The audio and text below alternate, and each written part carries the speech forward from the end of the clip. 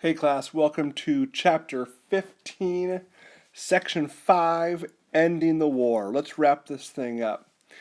So as the war's coming to an end, Grant just continued to pound Lee and his men.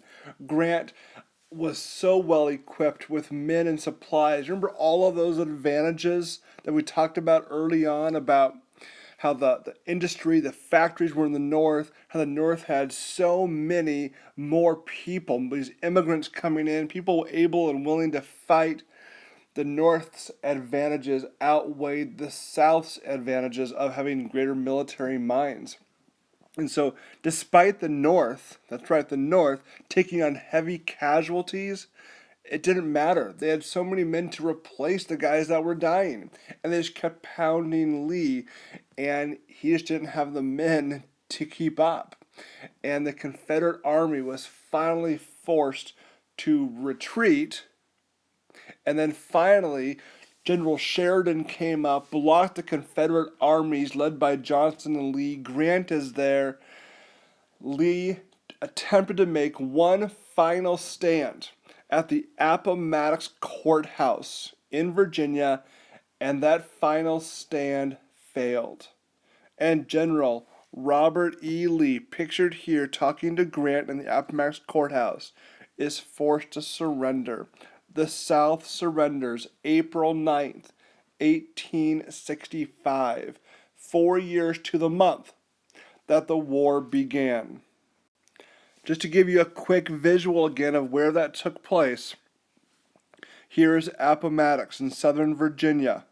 Remember, Vicksburg, this is where Grant finally secures the Mississippi. Then we had men like Sheridan, right, pushing them all the way down to Savannah, then marching back up. Lee had made one strong push up to Antietam and Gettysburg before being stopped and pushed back, and finally forced to surrender here at Appomattox, ending the war April 9th, 1865. This war is so devastating to our nation because everyone that died, of course, was an American. But let's talk about some of the results of this war. Slavery gets abolished. Slavery is gone. The federal government has supreme authority. It's not the states. There's no question anymore. The federal government has it. Both sides lose thousands of young men. The northern economy booms. They're making military equipment. They're thriving. While the southern economy is devastated. Number 6, the Union. The United States of America is reunited. You can see this map here in the top right shows America as one united nation. Following the war, no Confederacy, it is done. Unfortunately, a nation can come together, but it does not heal the hearts and attitudes between the North and the South. There will be a divisiveness, especially in the South, a bitterness in the South. Let's look to it how destructive this war was.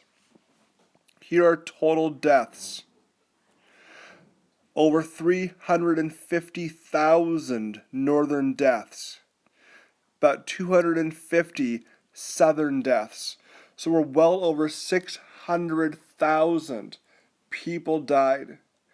Approximately 1/3 of the approximate 2 million men who served in the war were either killed, injured, or captured. Nearly every family lost at least one family member or close friend. In the South, a quarter of all men of draft age, and let me tell you, draft age was 18 to 50. Nearly a quarter of all of them never returned home. Other costs of the war, the physical destruction for the South. Remember, the wars fought in the South. They had home field advantage, but it's going to hurt them in the end because their area gets destroyed.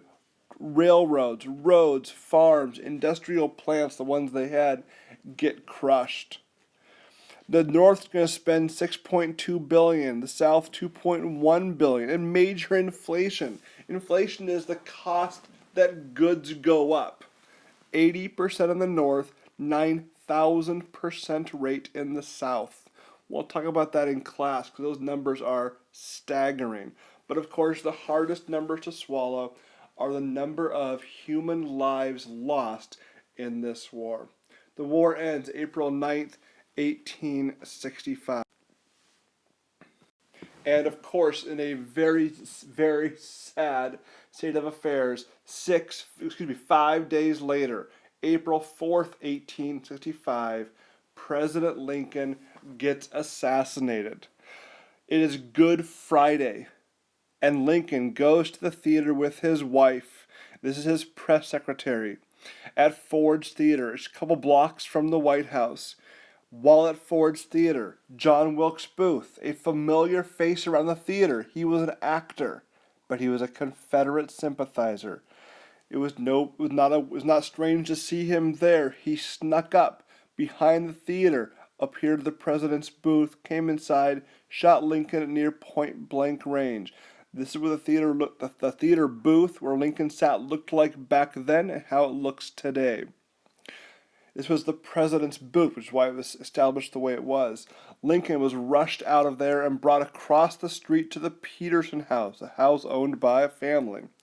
Here is the bed he died on. That bed is still there today for visitors to see, and he is dead. So 5 days after the end of the war, Lincoln gets assassinated. A train would take Lincoln's body to his hometown of Springfield, Illinois, to be buried.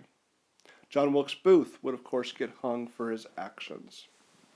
Civil War is over. America's reunited, but a very heavy cost in lives of so many Americans, including President Lincoln.